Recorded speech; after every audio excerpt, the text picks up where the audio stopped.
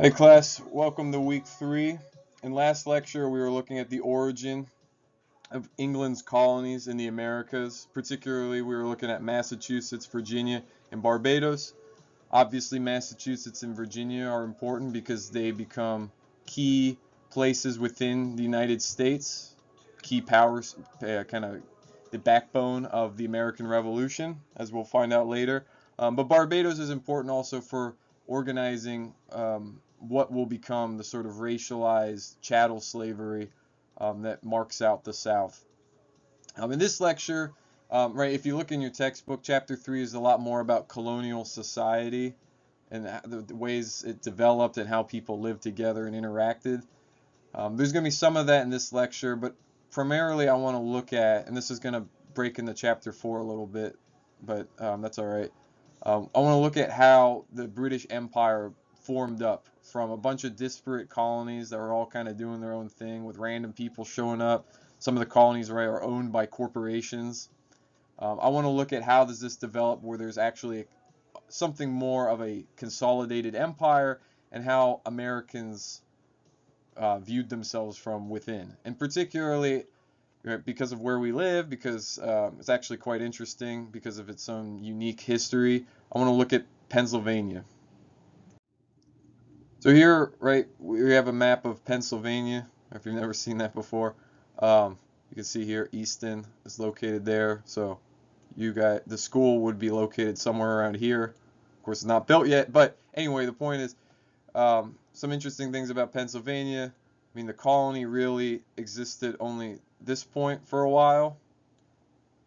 Um, it was it was originally included Delaware, but Delaware, because of the people who moved there, and we're going to get to some of the immigration and conflicts, they did not like the people who governed Pennsylvania, located here, Philadelphia, right? And there were some ethnic tensions, religious tensions, social policy management tensions, and eventually Delaware will break away. Um, but right, we'll see over the course, right? Pennsylvania rapidly expands, and will eventually start moving in the direction of including the state that most of you are familiar with. Now, what is Pennsylvania? Where does it come from? Its origins are linked to this guy, William Penn, who looks like he's a, well, I mean, there's a reason for that. He looks like the guy in the front of the Quaker Oats box, and that's because he is a Quaker, and we'll get into what that means in just a minute. But if you look at the name Pennsylvania, if you know some Latin, it literally means Penn's Woods. So how did this guy, William Penn, end up inheriting all this land and becoming its kind of ruler? So part of it is who William Penn was related to. William Penn's father, which we don't have to get into too much, William Penn's father was an admiral. He ended up helping Charles II restore his throne. And so the Stuarts, the royal house of Great Britain, or England, and then eventually Great Britain, will, uh, they have to pay their debts. They owe a lot of money to William Penn's father. So one way of kind of getting out of your debts was just parceling off pieces of land in the New World, right? Of course, this is kind of a scam. So rather than handing William Penn's dad a huge bag of money, saying thank you for your services, right? They said, oh no, look, we'll give you all this land. You can now be a kind of, basically a giant landlord of a new colony in the Americas. Of course, the problem is, right? Does the King of England really have the power to just give out a huge tract of land? What about the people living there already, right? The Indians who already exist there. No, he doesn't, right? Not in function, but legally speaking, he could. So this was sort of a jip, right? William Penn's father now, he ended up dying, and so this land passes on to his son. This debt passes on to his son. So William Penn ends up inheriting all this stuff, but he's quite happy to do this. Why? Because William Penn is a Quaker. So who are the Quakers? We're going to get more into the specifics, but Quakers were a religious minority. They were a radical Protestant group that formed during the Civil Wars, which I talked about briefly. That's with Cromwell. That's with the king getting his head chopped off in 1649. William Penn belonged to this group. Originally, the Quakers, right? They were known as the Society of Friends. That's still their name. They still exist.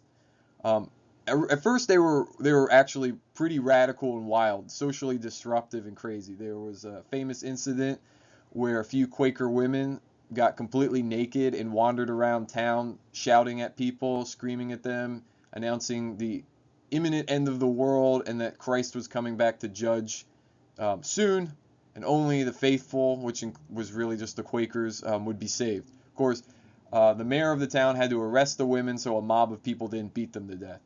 Another infamous incident was another Quaker named James Naylor. He rode in on a donkey into the city of Bristol, which is an English city, and he announced that he was the second coming of Jesus Christ in the flesh, in his person, right? And he was to be received, kind of reenacting scenes from the New Testament.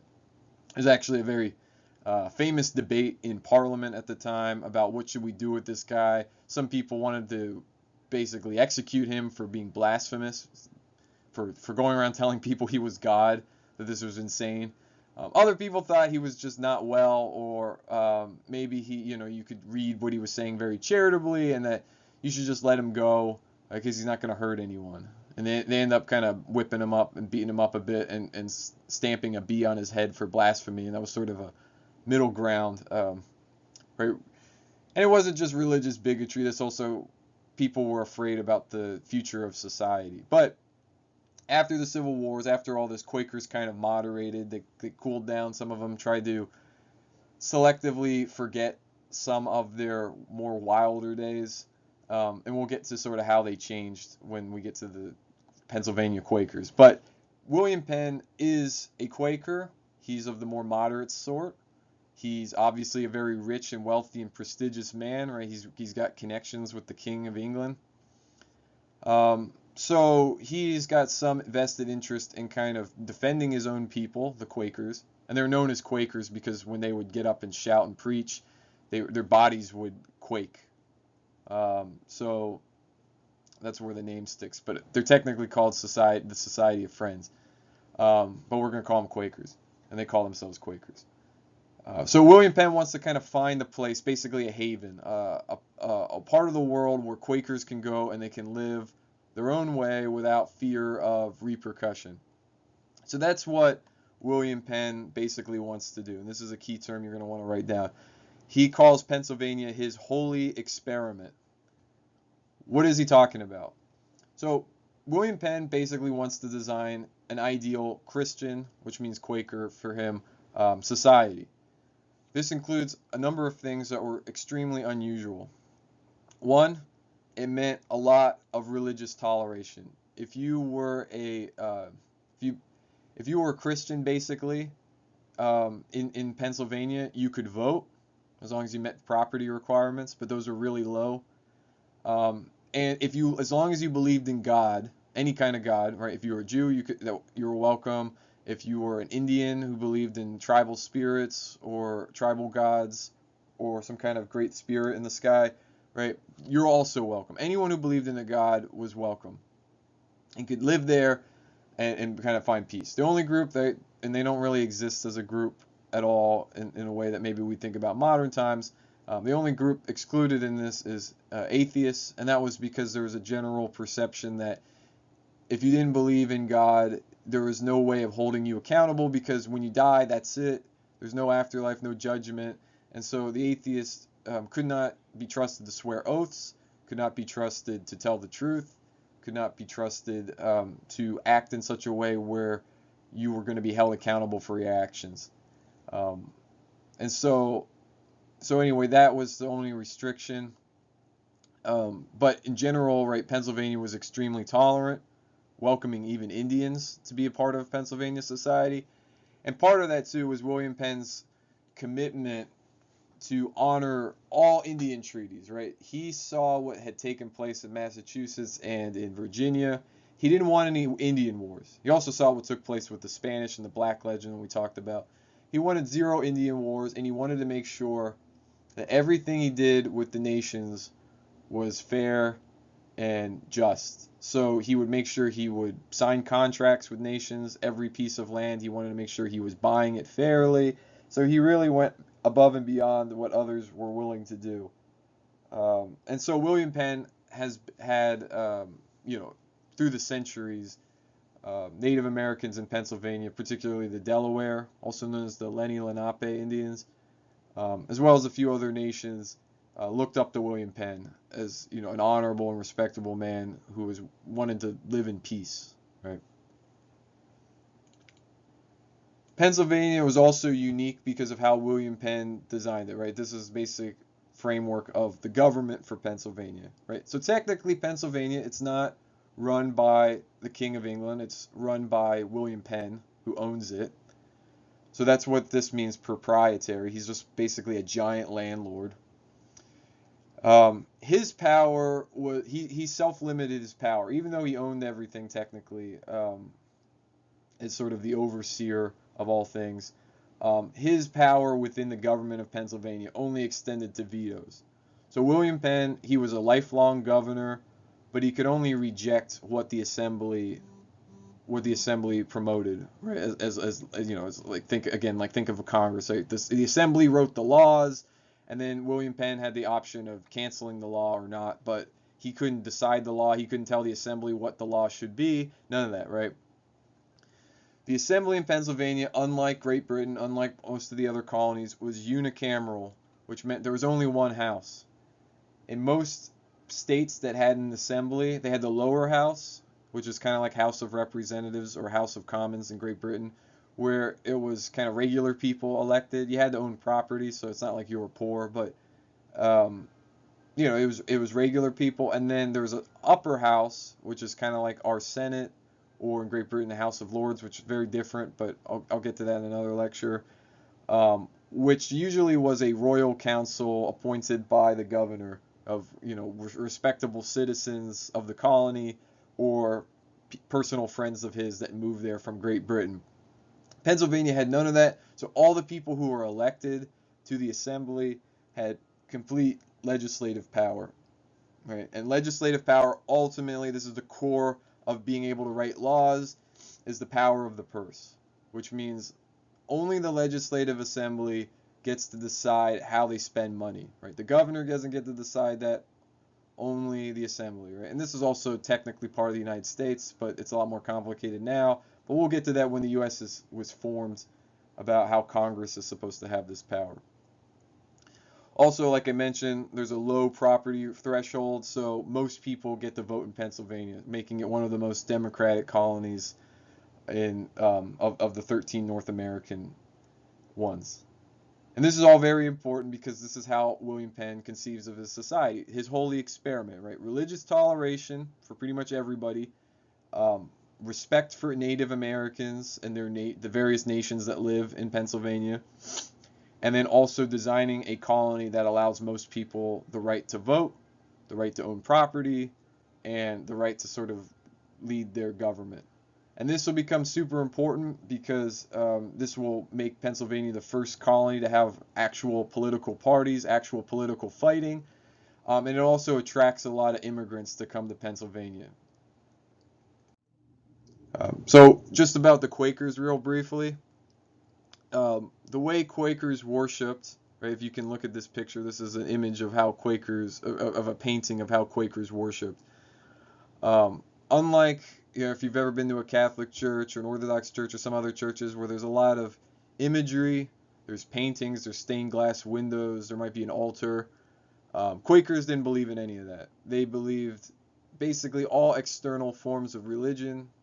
So no baptism, no Eucharist, no images, no robes or vestments for priests, right? There's no hierarchy.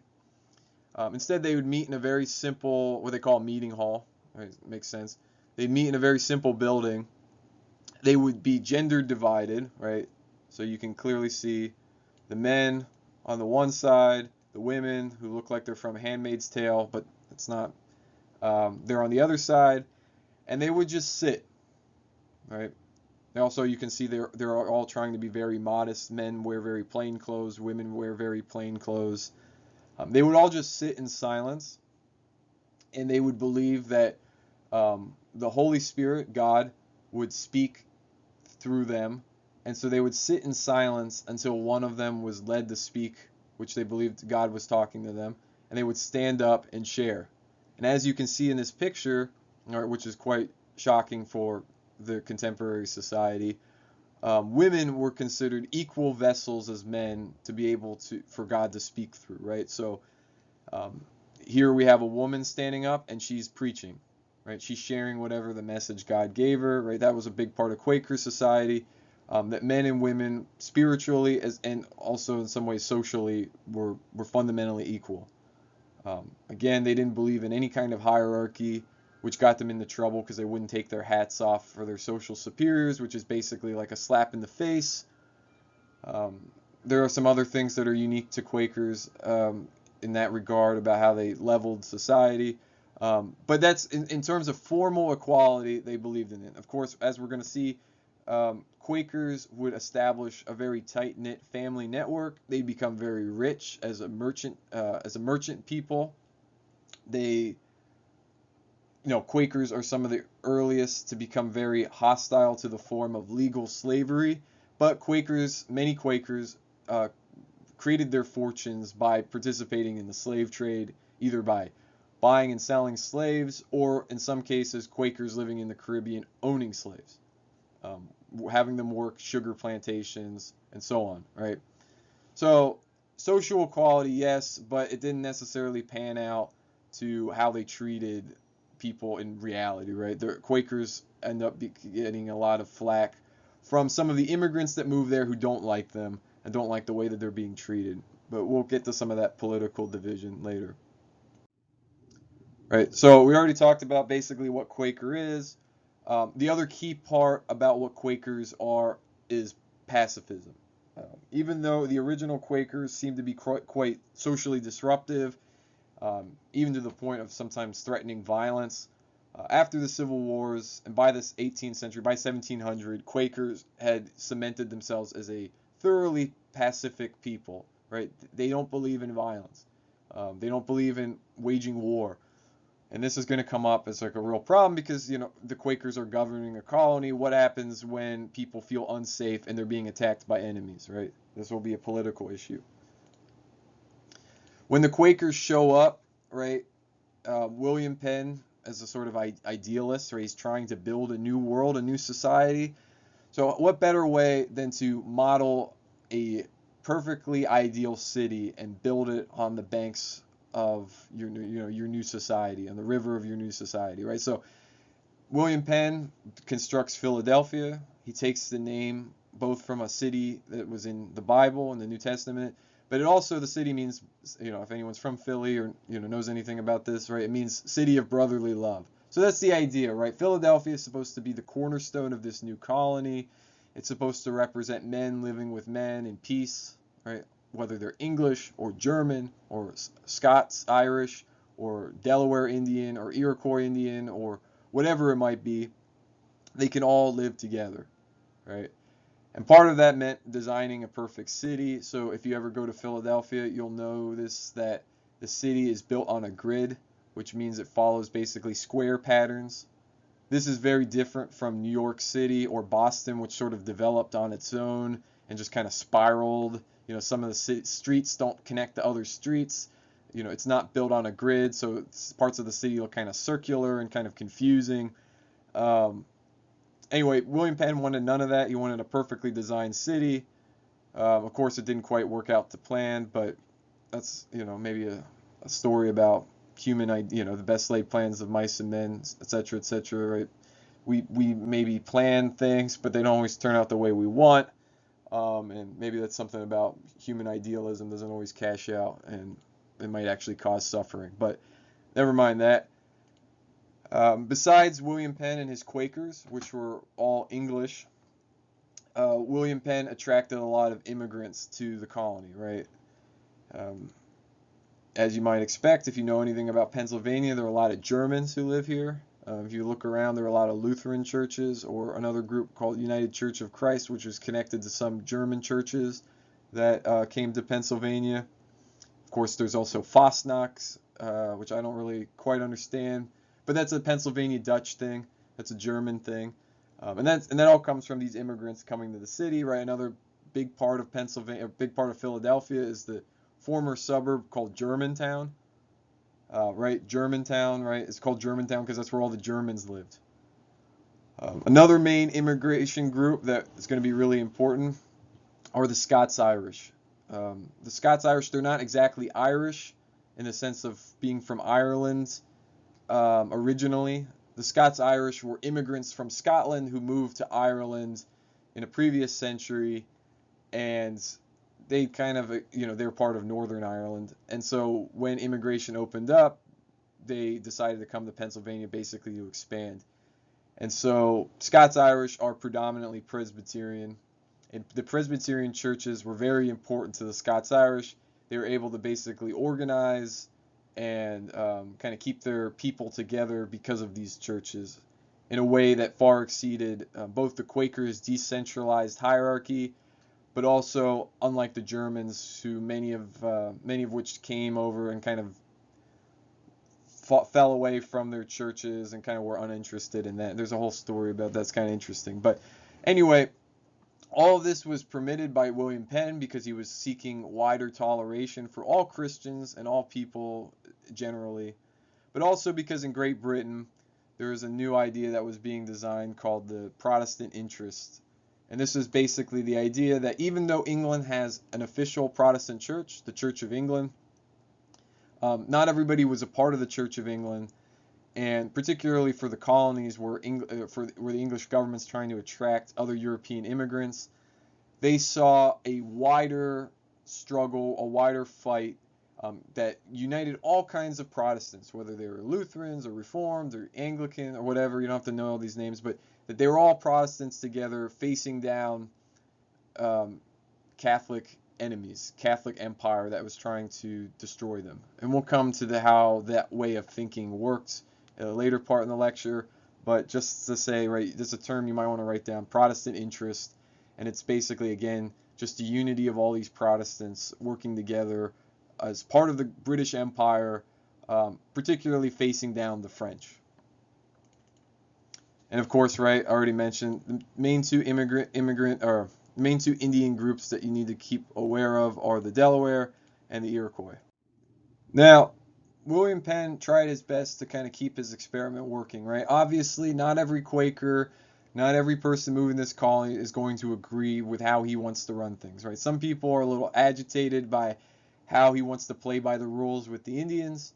Some people are agitated by how he's trying to manage the property requirements. Some people want to buy up more land. Some people want to move further west, right? There's a lot of stuff going on, right? Well, when William Penn dies, he leaves the colony to his sons. And his sons are not as interested in pursuing the holy experiment as he was, right? In fact, his children are much more interested in forming ties and bonds between Pennsylvania and the home country. Right, William Penn was already pretty ingratiated. He's already pretty well connected. He knew the kings of England. So his sons want to continue this, but they want to become kind of more normal. They don't really want to be Quakers anymore. And in fact, his children all convert from Quakerism, and they join the Church of England. So they become Anglicans. And this ends up splitting the polity of Pennsylvania, right? On the one hand, you have the Penn family. The Penn family, right, they have lifetime governorship. They get to veto legislation. They basically are the main representatives for the colony, going back to England, connecting with the crown and with other influential people, right? And then on the other hand, you have all of the merchant Quakers, the wealthy merchant Quakers who live in Philadelphia and don't like this new shift. They want to stick with the old ways. They liked William Penn's ideas, and in fact, they start butting heads against the sons, right? And so this is the origin of basically American politics. On the one hand, you have the Penn family that creates what's called the Proprietary Party, which these aren't official terms, right? They don't actually have a party in the same way that you can join the Democrat Party or something. It's kind of like a loose network. But it was known as the Proprietary Party, people linked to the Penn family. And then you have what you could call the Quaker Party, which not everyone who's in the Quaker Party is a Quaker, but it's linked to their continued control of the Pennsylvania Assembly. They're basically the dominant force in the Assembly, and the proprietors try to break in, supporting candidates being elected who are going to challenge the Quakers and try to advance their own legislative goals. One of these things, one of the goals, was to further expand Pennsylvania. So this is a key term, right? And the reason why, right, you might not see this in textbooks. Actually, I don't think it's even in the textbook you're reading because it's a much more local event in terms of Pennsylvania. But this is an infamous event within Native American history and in Pennsylvania history, and it's called the Walking Purchase. So in 1737, as you can see on the map right here, 1737, the Penns decide they want to buy a new chunk of land, right? So they make a deal with the Delaware Indians, the Lenni Lenape, that we will pay you a lump sum amount for the land that one person that a person, right, it's very vague, that a person can walk in a day. So the Delaware have a vague idea of what this means, and they agree to it, right? So they say, all right, send out your surveyor, right? How much can a person walk in a day, and then we'll pay for that. But the Penns are super clever, right? They don't, when they say a person, they don't literally mean one person, and they don't necessarily mean an average person. The Penns hire a group of relay runners. So, think of a relay race. As soon as the day starts, as soon as the sun comes up, the relay runner starts. He just bolts. He's running and running and running. He runs straight as far as he can go. And as he gets to a certain point, then there's another guy there to pick up the race, and he keeps going and going and going. And then there's another guy, and there's another guy, right? And they end up covering far more land than the Delaware thought they were selling, right? So the Penns end up buying the land for pennies, basically. And the Delaware gets screwed, and this shrewd calculation really started to disrupt the relationship between the Penns and the Delaware Indians. Because they just got scammed, right? And in particularly, why is this important? It shows the shift in Pennsylvania policy that they were going to, get land however they could. Sometimes, people bought land by getting the landowner drunk, getting him to sign it over, basically for a bottle of liquor. And then the guy wakes up the next morning, all right, get out, right? Now it belongs to us. I got the piece of paper, right? And the walking purchase was a huge blow to that. It was a new way of doing business, and it was a blow to the holy experiment. And most importantly, for our purposes, right, as somebody living and going to Northampton Community College, the walking purchase is what basically buys the Lehigh Valley. So the Lehigh Valley was a part of the walking purchase. It actually goes up close to, past Scranton. So if you live in the Lehigh Valley, if you live in Northampton County, if you live in Carbon County, Lehigh County, whatever, that's part of the walking purchase. If you live in Bucks County or Upper Bucks County, that's also part of the walking purchase. So that's where we live, right? So it's important to understand how we live and where we came from. Again, right, expansion and land troubles start causing social chaos, and on top of it, and I'm not going to get into it too much in this lecture, but you can read the textbook to find out more about it. It's important because it's going to come up later. In the middle of the 18th century, there's the Great Awakening, where a lot of churches start splitting. It has to do with kind of a changing religious composition of the American colonies, a broader interest in kind of Protestant unity, Christian faithfulness, and then that was also linked to the British Empire. But I'm not going to get into all that. You just have to look it up. So that was basically the condition, right? The holy experiment starting to get shaken up. The Penn children are not interested in continuing their father's way of doing business. That creates political parties that start creating divisions within the colony. You got more and more immigrants. And right, why are these immigrants coming to Pennsylvania? They're coming to get their own chunk of land, to be able to build their own home, to basically own their own lives, right? They're trying to escape domination by landlords in Europe. They're not coming to the Americas to get dominated by another group. And right, for a lot of people, right, they move out west, further and further west, banging up against Native Americans who are living out there. But of course, some people end up getting stuck in the city, And if you do any research, right, there's some books written about this. 18th century Philadelphia was a nightmare, right? During the summers, you get yellow fever. It's, if you've ever been in Philadelphia during the summers, it gets really hot because it's built basically on a swamp next to a river. So it was horrible. People dying from fever. People lived very short, nasty lives. Quaker merchants fled the city because they had the money to do so. But if you were Irish or if you were German and you worked on the docks, filling up these ships, basically making other men super rich while you barely scraped by, your life was miserable. People were barely hanging on sometimes. And when fever got really bad, huge chunks of the city would die and there would be no place to bury them.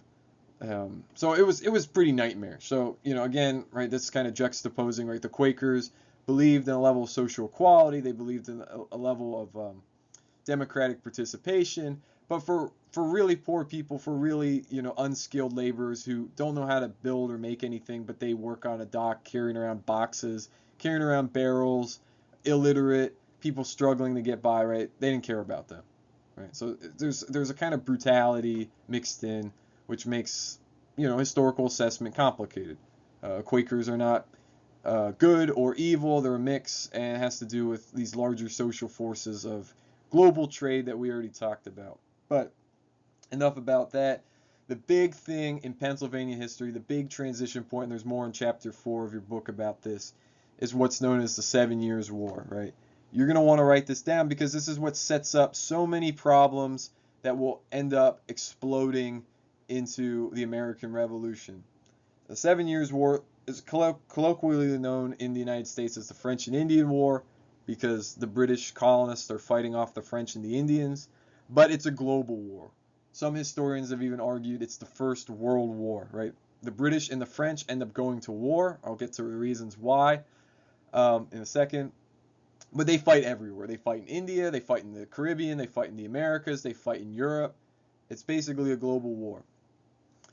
All right, why did the French and the British start fighting again? Now, the French and the British are the two major competing empires. Spain had basically dropped out. We won't get into the reasons why. France had become really wealthy and powerful. It had a huge population. It had great industry. If you look at France, it's one of the largest countries of Europe. Britain, on the other hand, had grown immensely, or immensely, I should say, because of its trade networks and in the development of its navy. So Britain and France become the two main rivals. Britain and France, or England and France really, had a long-term rivalry dating back for centuries. Back into the Middle Ages, they fought in what was called the 100 Years' War. And so for some historians, the 7 Years' War roughly kicks off, or actually, it dates earlier. It's part of basically what some historians have called the Second 100 Years' War, because for the next 70 years from this point on, Britain and France are just on and off fighting each other. And it's not until the end of the Napoleonic Wars, which we'll get to, that they stop fighting in a more permanent kind of way. But the British and French, they have a lot of antagonism. Their interests are competing, right? The British have Sugar Islands, Jamaica, Barbados. The French have Sugar Islands, what's called Saint-Domingue, or now is known as Haiti, right? The British are in North America, right? Massachusetts, Virginia, and the French are in North America, owning Canada, Quebec. They have a colony in India. The British have a colony in India. So they're competing. They're rivals. This powder keg gets blown up because now there was what was called the Ohio Company in Virginia, which is a little confusing. But Virginia actually made land claims to Ohio. West Virginia used to belong to Virginia, and West Virginia touches Ohio, so you might not even think that those places are connected, but in a way they are. And so Virginia is trying to expand into Ohio through what's called land speculation, which is basically you get investors who are interested in buying up land for cheap and then selling the lands or renting it out, and then the investors make a lot of money because you're basically gobbling up lots of land. I'm going to get to that. It's a much more important issue during the United States and later when the build up to the American Revolution, why some people were really mad. But just put a little star next to land speculating.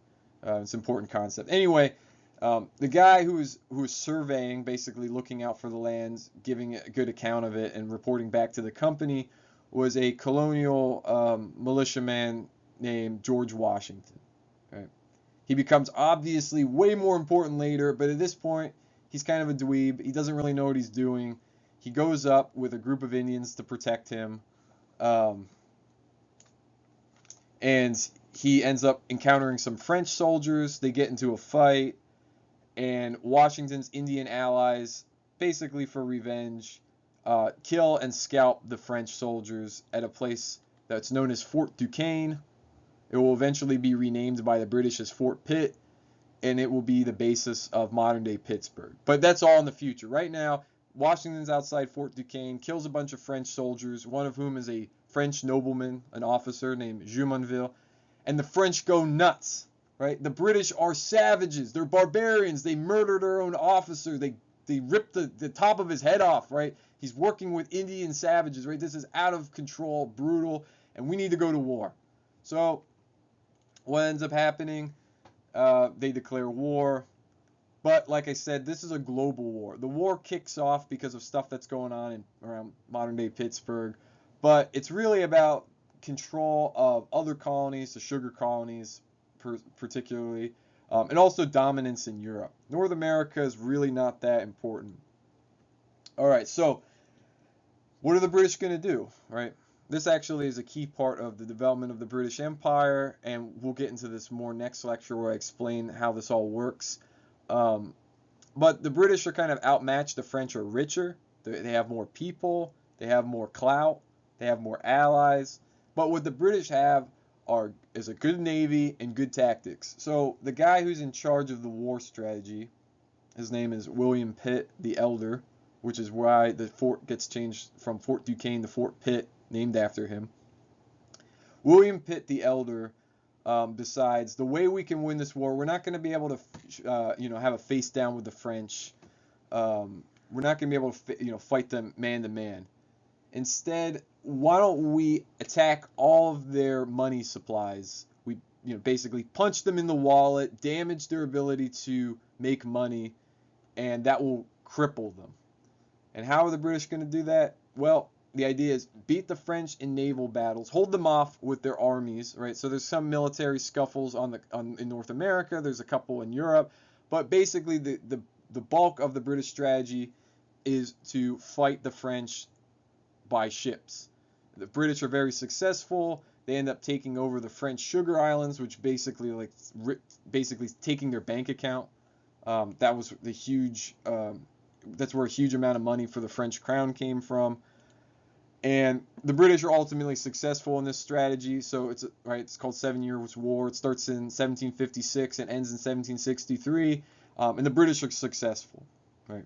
That's a long story short. I'm not going to get into all the tactics, all that stuff. But after some pretty rough fighting, the British win. But what happens in Pennsylvania? This is what's interesting for us. Right? So in Pennsylvania, there's violence. The Iroquois, which is mentioned the five nations, now it's 6 nations of the Iroquois, right? Remember that analogy, think of the 5 fingers on your hand and it turns into a fist. They have a joint foreign policy. It's 5 different Indian nations. They're very powerful. They dominate all the other nations around them. The British had been trying to win the Iroquois to their side, but the French are ultimately more successful. The Iroquois feel more threatened by the British, particularly New England, with its rather expansionist policy, wiping out all the other Indian powers. Remember, the Dominion of New England was trying to rein in these kinds of expansion efforts. But there are way more British people coming to North America than there are French, and so the French are able to ally with the Iroquois. Because of that, the French are able to be wildly successful fighting the British. They actually get all the way from Pittsburgh. They march within about 100 miles of Philadelphia. So it gets really close, right? Too close for comfort. Why was Pennsylvania unable to hold them off? Well, the main problem was who's in charge of the government. It's the Quakers. Do the Quakers believe in professional militaries? No. Do Quakers believe in fighting wars? No. Do the Quakers, who are wealthy merchants, want to pay higher taxes to hire people so that they could fight for them? No. All right. So the Quakers believe that they can kind of survive the war. Many Quakers create basically non-profit diplomatic groups, so little organizations not officially attached to the government, but they're working for the government, trying to broker peace deals with the Indians. This eventually will be successful. We'll talk about that in a little bit, but um, it's not successful enough. And so just imagine, right? You're living on the frontier, you got your little cabin, you got your family, and a war band shows up and they kill your family because maybe you're out for a reason, right? You're out hunting, you're out doing something out the local town or whatever. You come back, your family's massacred, your house is burned down. Whose fault is it? The Quakers, right? Or you find out your best friend, he's just been murdered by this rampaging army, right? The Iroquois show up, they just destroy them, right? You're an enemy combatant for all their intents and purposes, and so they destroy you. They kill you, they scalp you, and then word gets out to all these other people living out in these areas, and they're living they're living for out of their mind, right? They're fearful. Um, they don't know who's going to attack them, right? There's no electricity, so in the middle of the night, it's really dark, and you hear noises outside. Is it an Indian? Is it a Frenchman? Who's going to attack us? Some people in this state of paranoia and fear, and we're going to get to this idea of these binaries. I'm going to tell you more about that in a second. But they started to suspect, right? Maybe the Quakers, maybe this pacifism, maybe they're full of shit, right? Maybe it's all garbage, right? Maybe they're lying. Maybe they're actually working for the French. Maybe they're actually working for the Iroquois, right? Maybe they don't really care about us. Maybe they really want us to die because this is all part of their plans, right? They accused them even of being Jesuits, which I won't get into explaining too much about that, but it's a religious order in the Roman Catholic Church. You can Google it if you want to look it up, but it had a bad reputation for some of the things that this order was involved in. They were known as being particularly sneaky and conniving and doing whatever it takes to advance the interests of the church. And of course, the church, the Roman Catholic Church, is who the British Protestants, the Quakers, are up against. So they think, or I mean, not just the Quakers, but the Scots-Irish Presbyterians, the German Lutherans, all these people, that's who they're facing down. So they think, well, maybe the Quakers are actually against us. And, they're not wrong to be afraid, to feel like they're being betrayed by their government. So that starts to create this climate of fear. But ultimately, 1759, after 3 years of fighting, the Pennsylvania government sends diplomats to meet with the Iroquois and the Delaware and a number of other Indian nations who are fighting with the French. They meet them in Easton. So if you go to the town square of Easton, you can actually find a plaque about this because that's where a courthouse used to exist. And the Pennsylvania government is able to hammer out a treaty. The Pennsylvania is not going to fight the Iroquois. Just leave us alone. So ultimately, it's a diplomatic victory. But 3 years of sacrifice, 3 years of brutality, 3 years of the Iroquois basically crushing little Pennsylvania farmers who are just trying to fight for themselves, right? So this creates this climate of paranoia, fear, bitterness, anger, hatred. The government doesn't protect us. The government doesn't listen to us. The government is just exploiting us. It doesn't care what happens to us, right? None of these Quakers suffered death or loss, right? So you can understand it.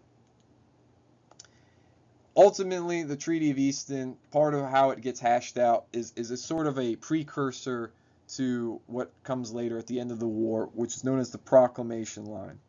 So part of the deal, right, stop fighting us, we're not going to fight you back, but it came down to saying, look, we're going to draw a line on the map, right down where the Appalachian Mountains. If you don't know where the Appalachian Mountains are, it's a long mountain range that goes from roughly New York to Georgia. You can look it up just so you know what it is. It cuts right down through the state. Pennsylvania's government says, all right, here's the deal. We own everything on the east side of the Appalachian Mountains, and you, Iroquois in Delaware, you can have everything on the west side. And in fact, it's actually kind of funny. The Iroquois, right, this again, it's not just Europeans versus Native Americans. The Iroquois used the Treaty of Easton to basically negotiate the Delaware's land into their own pockets. They say, oh no, the Delaware, they have an ancient treaty with us. They basically are slaves. And so all their stuff really belongs to us. And Pennsylvania says, yeah, sure, whatever, fine. The Delaware were not as powerful as the Iroquois, so the Iroquois basically exploit the situation to get a bunch of land from the Delaware and put it into their own kind of empire. Anyway, west side of the Appalachians belongs to the Indians, the east side belongs to the English, and that's that. And that becomes a kind of model for what happens throughout all of the colonies, because in 1763, part of the agreement with the Iroquois, which the British eventually lure to their own side, the British say, look, Iroquois, various other Native American nations will be allied with you, but here's the deal. The British stay on the east side of the mountains. You all stay on the west side. It means the west side of New York, the west side of Georgia, the west side of South Carolina, the west side of Pennsylvania, all in all. Right? So this, as you might expect, if you're coming to the colonies looking for new land, well, guess what? The land supply is starting to dry up. So we're going to come back to that next lecture, but some people are kind of irritated where it feels like not only did the Quakers, but the royal government kind of screwed us by not defending our own interest and inside making a peace deal with the people who are killing us and giving them land, right, rather than just annihilating them. So this is the beginning of a kind of racialized, somewhat even genocidal attitude among some colonists saying, right, the Indians just have to go, right? The only good red man is a dead red man, right? The only good Indian is a dead Indian. And we're going to come to see this in just a moment. Now, real quick, before we get to the kind of increased brutality, I want to talk briefly about what I'm referring to as the binary between how British subjects, colonists, view themselves and how they view the enemy, right? And it's all dichotomies. It's all one versus the other, right? So we're British, they're French. We're Protestant, they're Catholic. We're civilized, they're savages. And we're free and they're slaves. What does all this mean, right? How does this all cash out? So, right, they're all part of the British Empire, and they're fighting the French, who they think are basically the worst people in the world. So everything that makes them different is a dividing line on how to interpret the world. So on the one hand, they say we're all Protestants. Right? That includes Quakers, Lutherans, the Presbyterians, New England Congregationalists that we talked about last week, Virginian Anglicans, people who belong to the Church of England, includes all of them, right? Basically, you flatten it out, and there are some major differences, huge differences between them. But they saw themselves fighting a kind of common battle. We're all Protestants. We all believe roughly the same things. What are those same things? We're not Catholic. That's sometimes what it all boils down to. Of course, not everyone thought like this, but some of the major movers and shakers in the colonies pushed this, right? So what does it mean to be Protestant? It means not being Catholic. And what does not being Catholic mean? It means not being superstitious. It means not being, the Protestants accused a lot of Catholicism of being basically pagan, meaning they worship saints, they worship false gods. Their priest exercises incredible control over their lives, right? The priest is able to absolve them of sins.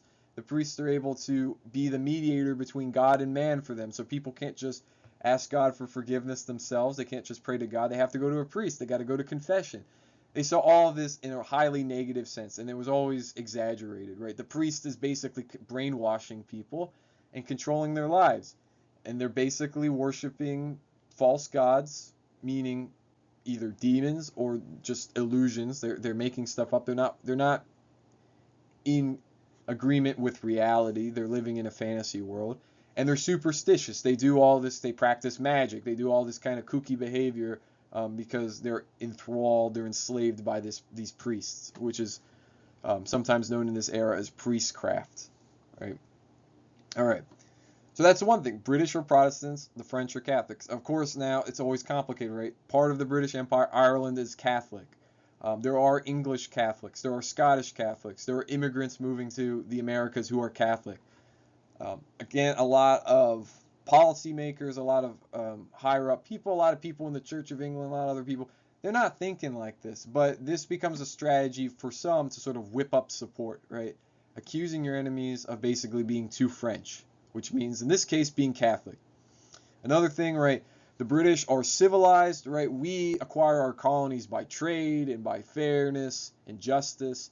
The French, they're savages. They're like the Indians, right? And so there's a kind of parallel image. The French are basically like the Indians. They live in uncivilized conditions. They don't live in clean houses. They live in like filth. They don't really speak a language that's refined, right? Again, most people who are actually are in power don't necessarily think along these terms, but this becomes a propaganda. So we'll come to Ben Franklin. But Ben Franklin kind of cuts his teeth as an influential person in Pennsylvania by playing up on this propaganda. And then, of course, we're free. So if you look at Great Britain, right, there's a little section in the last chapter about the Glorious Revolution. Britain has a permanent parliament, right? The king can't just tell the parliament to go away. Legally, he's bound. And this is what's known as a constitutional monarchy. So the English were very proud. We have rights in our society that the king can't just take away if he wants. But the French, they live under an absolute monarchy established by Louis XIV, which basically made the French crown the ultimate power in society. There was no group that could basically contest the king. If the king wanted to do something, that's it. That's the policy, right? Parliament can't threaten to withhold funds. Parliament can't, kind of negotiate. None of that, right? The king had absolute power. Now, in practice, it was a lot more complicated, but legally speaking, this was the case. So the British saw themselves very proudly, we're free, and the French are slaves, right? And so this kind of split of the world made the British very proud to be British and very hostile to the French. It also was a way of slurring people. If you didn't like your political enemies, you accused them of being one of these things. They're savages, they're basically Indians, they're slaves, or they're Catholic, which with all this negative connotation. Any way to to paint your enemy as being secretly French. I mean, and there's kind of, if you ever understand anything about 20th century U.S. history, this is basically how communism worked in the 20th century. Anything that you didn't like, you could accuse of being communist, or you could accuse it of being fascist. And this is still a kind of rhetorical trick that people use today, that you'll see on the internet or see in the news media. But anything you don't like, oh, it's a fascist. Anything you don't like, oh, it's a communist. Same way it worked here. Anything that's too French is suspect, right? Now, in all of this, right, 1763, the proclamation line is drawn, the war is ended, most Indian nations basically leave the French, and that's mainly because the French are kicked out, right? One of the consequences of the war, even though the British, they take Haiti, they capture Haiti actually, but they realize that they can't keep it because the French are going to want this back. It's basically seizing somebody's bank account. They're taking their wallet, their credit card. They're going to want it back. So William Pitt is basically saying, look, we don't want to fight another war yet. This is going to, we're running out of money. We're running out of supplies. We can't win another conflict. So we want to give it back to them because otherwise we know inevitably we're going to fight each other again. And so instead, part of the cash out agreement is we give you back Haiti, you give us Canada. So that's how Britain gets control of Canada, and we'll get into some of the complications about that in the next lecture. But the Iroquois decide, we're going to side with the British Crown. All these other nations decide, look, now we got to deal with the British. And in fact, sometimes dealing with the British government was easier than dealing with the colonists themselves, right? The British government was a lot more willing to sort of make deals than the colonial governments in places like New York, Massachusetts, Pennsylvania, Virginia, etc. Okay, so Indians are trying to make up, what are we going to do now, right? What's the future for us going to be like? One option is what you could call, right here, national self-interest. So the Iroquois start thinking to themselves, right, we got to think for the Iroquois. We got to defend the Iroquois. So that's part of the reason why the Iroquois screw the Delaware out of their land, right? Who cares about them? We got to bolster ourselves. We got to learn to play the game. We got to keep the British happy, because we know they're very strong. We don't want to have to fight a war against them, but we want to benefit from them. We want to get rich and powerful from connections with them. So we gotta screw another nation. That's fine. All right, and this is just to prove the point, right? The Iroquois did not think of themselves as Indians. They thought of themselves as the Six Nations of the Iroquois. Similarly, the Delaware were not thinking of themselves as as Indians. They thought of themselves as Delaware. They had their own interests as a nation, and that wasn't exactly the same as other nations. However, right, this is the beginning of this idea, right, we call it pan-Indianism, that maybe all these nations actually do have things in common. Maybe the European, right, all these different nations coming to the Americas, the English, the Scots Irish, the German, they're all white people. They all have similar interests as a race. So too do we, the Native Americans, we have a similar interest, right? It doesn't matter if you're Delaware, Pawnee, Shawnee, Cherokee, one of the 6 nations of the Iroquois, Chickasaw. It doesn't matter, right? We're all in this together. We're all part of it. And so this movement doesn't ever become dominant. Most Native Americans don't actually think in these terms. They think of themselves as belonging to their nation, or maybe even just belonging to their town or their family networks. But some actually start buying into this, and part of the reason is because of the losses suffered, right? Native Americans are now losing a bunch of tribal land. Some people think the British are never going to stop. They're just going to keep gobbling up more and more land. They're going to eventually take everything, and we need to fight back. We need to unite, because if all the nations don't unite as the Reds, as the Indians, as a single kind of racialized people, then we're going to lose everything. So this ended up happening where a Delaware Indian named Neolin joined forces with a guy named Pontiac, who I believe was an Ottawa Indian, and they tried to create this movement. They came up with a new, Neolin was a prophet, so he's a religious figure. Neolin kind of is riffing off of some of the ideas from the Great Awakening, so this pan-Indian movement is actually a big synthesis with elements of Christianity, so it's not traditional Indian ways, even though that's what they thought they were doing. And they were trying to come up with, we have an Indian religion, they have the white people religion. These are 2 different gods fighting each other. We need to stay strong as a united racialized bloc and fight them, right? So Pontiac is basically, his job is the politics, Neolin is the religion. They form this movement, and they take action against the British Empire. They go to war, right? And so this is known as Pontiac's War. Now again, at the very max, the pan-Indian movement never has more than 10% ever. I mean, I don't even think it reached 10% during Pontiac's War. But it never has more than 10% adherence among all Native Americans, particularly in the region that they're operating in, which is kind of Pennsylvania, New York, Ohio, the what we call the Midwest today. Pontiac wages a successful war right off the back of the 7 Years' War, right when the French pull out, when they say, oh no, the only people we get to deal with are the British. We have to fight now because it's the only last chance. Pontiac is somewhat successful, but like I said, he's not very popular. Most Indians don't really care. They're not interested in fighting a war. They're just, trying to get by, living their own lives. Or they're thinking of themselves as a nation, and they're not going to join with some random prophet, with some random war chief trying to wage a war against the British, who most Indians actually had favorable relationships with, right? They liked the things that they bought from them. They liked the money that they got from selling things to them. They thought they were reasonable people that they could negotiate with. So ultimately, Pontiac wages a pretty successful guerrilla war, but he loses. And the point in kind of highlighting Pontiac's War, which is a term you should write down, is that it reflects this growing divide within the colonies, right? Not just between Indians and settler people, right? There's a movement basically saying we have to get the white people out. We need to redraw the boundary so they cannot take red man's land anymore. But it also created animosity where this war happens. Again, the governments of the colonies are struggling, right, to pay off their militias to fight these Indians. They're ultimately successful. The British Army helps intervene and is successful, but a lot of people who live in the frontiers suffer the sort of consequences of this war, and this deepens racial hatred. Indians start saying the white people cannot be trusted. They're going to poison us. They're going to steal all our stuff. They're going to kill us, right? We have to push them back to the coast, right? And on the other hand, you have white settlers saying, yeah, you know what? We're all white people, right? The Indians can't be trusted.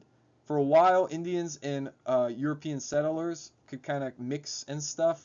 They live in basically the similar regions. The Iroquois, basically as an empire, helped police the boundaries of community disputes. So if different Indian nations, different European nations got into fights, the Iroquois would help settle this. But now frontier people some of them are starting to say, right, no, there's no way red people and white people can get along. You just have to kill them. Right? They're savages, they're primitives, they can't understand, they live horrible lives, right? We just have to fight them. We have to fight them to the death, right? It's either us or them. Right? And this is going to feed into one of the most brutal episodes in Pennsylvania history. So first, right, I'm already mentioning a lot of these frustrations, right? The coast versus the frontier. Frontiers people think the Quakers who are running the government are doing a horrible job, right? Maybe they're actually secret French agents, right? They're actually trying to screw the British Empire out of wealth and basically hedging their bets, maybe trying to make a deal with France, right? There's all sorts of crazy theories and paranoia. Some people thought the Quakers were all in legion with the Indians and were basically, getting drunk, hooking up with Indian women and selling out their fellow countrymen basically for sex and money and power, right? Totally crazy stuff. Most of it's complete propaganda, right? It was true the Quakers didn't want to fight the Indians because they were pacifists, but it wasn't because they were cynical politicians, right? Some of them, or maybe some of them were, but most of them, it was a sincere conviction, right? Maybe a horrible one, maybe a disaster, but it was a sincere conviction. And like I said, right, there's also divisions between settlers and Indians, right? That's starting to become racialized, right? Indians and red people and white people cannot live together. They're two different races. There's more in common among the different Indians than there are among the different European groups. Of course, right? These differences are exaggerated. There was literature about this, right? Actually, the reason why the differences were exaggerated is because most of these people lived very similar lives, even to the point of religion. I mean, a lot of Indians were converting to Christianity. We're going to get to one group in particular who had converted to a group that was known as the Moravians, right? And if you're from Bethlehem, if you've been to Bethlehem, the Moravians are the ones who settled Bethlehem. They built Bethlehem. Moravian College is named after them. It was a school that they ran. Most of the high schools there's the Moravian Academy, which again is connected to the Moravian Church and also to the founders of Bethlehem. So there were Indians who had converted to Christianity, and particularly Moravian Christianity. And so there was a lot of similarities, but the conflict, the violence, the fear, the paranoia, the feeling of helplessness, this contributed to rage against the elites who didn't seem rightfully, right? Seems right. I'm saying the rage is rightful. The elites seemed disinterested, basically playing with their lives as pieces on a chessboard, not really interested in protecting them, caring for them, any of that, right? So there's a lot of anger. And this is where these guys show up, right? Another key term, the Paxton Boys. They're called the Paxton Boys because they're from a town called Paxton, which is near Reading. If you know where that is, the city of Reading. Paxton was predominantly settled by Scots-Irish, right? The Scots-Irish are the most organized of any of these groups, right? They're a part of these Presbyterian churches. The Presbyterian churches helped sort of shape and organize their lives. The Scots-Irish are very, very, as an ethnic group, they're very, very familiar with violence. In fact, part of the reason they moved to Pennsylvania is to escape the violence in Ireland. Part of the violence was between Catholics and Protestants. The Scots-Irish had moved there. Some Irish settlers were not happy. There was a lot of brutality in Ireland. Not going to get into all that, but if you're interested in Irish history, way before the potato famine, the Irish have, collectively as a people, have been brutalized in various centuries. That's a whole other story. Basically, Ireland was almost a colony of England. But anyway, these people were quite used to brutal warfare, living in violence, kind of being able to organize effectively to defend themselves. And so during the 7 Years' War, right, the Scots-Irish are the ones who are able, right, they're feeling the pressure from the Iroquois, and so they organize themselves into militias, and they're the ones predominantly who are against the Quakers. So the Proprietary Party, right, it's really just these elites connected to the Penn family and people back home in Great Britain. But the Scots-Irish are very willing allies to fight the Quakers. They blame the Quakers for basically all of their problems, right? So the Paxton Boys, it's 7 years of war, right? Well, technically only 3 years for Pennsylvania, but the war against the French and the Indians rages on until 1763. And then after 1763, there's another disaster, right? Pontiac's War. So it's almost a decade of violence, of killing, of massacre. So the Paxton Boys say, you know what? We're done. No more Indians. They're an inferior race. They just want to murder us. They're jeopardizing the safety of our families. They need to be exterminated. So a group of Scots-Irish, they become known as the Paxton Boys, they round up all the Indians living in Paxton, living in all the areas, right? And this is a dramatized painting of this event. They round them all up, and they brutally execute them. They take hatchets, they take clubs, they beat them to death. They scalp them. They say, you want to fight like an Indian? I'll fight like an Indian, right? I'll take the top of your head off. So they just massacre about, over 100 people who are living in town. And then they continue, right? They go from town to town, basically saying, give us your Indians or else, right? If you're not going to give us your Indians, you're showing us that you're a traitor. You probably are secretly French or a sympathizer of the French. You're working with the traitors running the Quaker government. Give us the Indians, and no one gets hurt. So some towns, right, perfectly happy, fine, exterminate another group, doesn't matter. Other towns, other frontiers people who had much closer relationships with the native people, they hid them, or they refused, and the Paxton Boys would get into scuffles. Eventually, the Paxton Boys make their way to Philadelphia, kind of rampaging and massacring on their way. They get to Philadelphia, and they say, give us your Indians. And of course, there had been a group of Moravian Delaware that had fled as this violence was ongoing. They went to Philadelphia. The city government of Philadelphia, basically, they put them in jail, not because they did anything wrong, but the jail was the safest place in Philadelphia. They're trying to protect over 100 Moravian Indians from being massacred by these Paxton Boys. And it was a real disaster. The Quakers don't have an army. The Paxton Boys are armed. They got guns. They got hatchets. They got weapons. They're saying, if you do not comply, we're going to invade the city and massacre all the Indians and all the people who get in our way. All right. So they're basically overthrowing the government. It's pretty wild. Again, the whole point of this was not because they hated the government per se, but they thought the government was being mismanaged, run by corrupt, evil, negligent traitors. So they take to their weapons and they march. Ultimately, because of the quick thinking of Benjamin Franklin, Philadelphia is saved. Ben Franklin belongs to the Quaker Party, even though Ben Franklin, he's not even really a Christian, but Ben Franklin's not a Quaker, and he's not a pacifist, but he was connected to the merchants, and so that's, again, that's why they're called political parties, because being part of the Quaker Party didn't mean you were actually a Quaker. It meant you believed in the kind of self-governing, mercantile policies that the Quakers pursued, right? They're interested in trade. They're not really interested in becoming more integrated into the British Empire. They were happy with the relationship as is, right? And they also want the assembly to have more power over and against the Penns, who are the proprietary governors. All right. So because of Ben Franklin, he thinks quick on his feet. He rushes to Germantown, right? The Quakers aren't going to fight, but hell, maybe the Germans will fight. So Ben Franklin says, look, you got to help us. He forms up a militia. He promises the Germans a bunch of things. Ben Franklin marches out his militia of about 300 people against the Paxton Boys, and the Paxton Boys disperse, right? So Ben Franklin saves the day, right? Long before the American Revolution, Ben Franklin's famous as a Pennsylvania politician, a propagandist. He, publishes all sorts of stuff, and he hates the Paxton Boys. Again, rightly perhaps, because they were genocidal racists.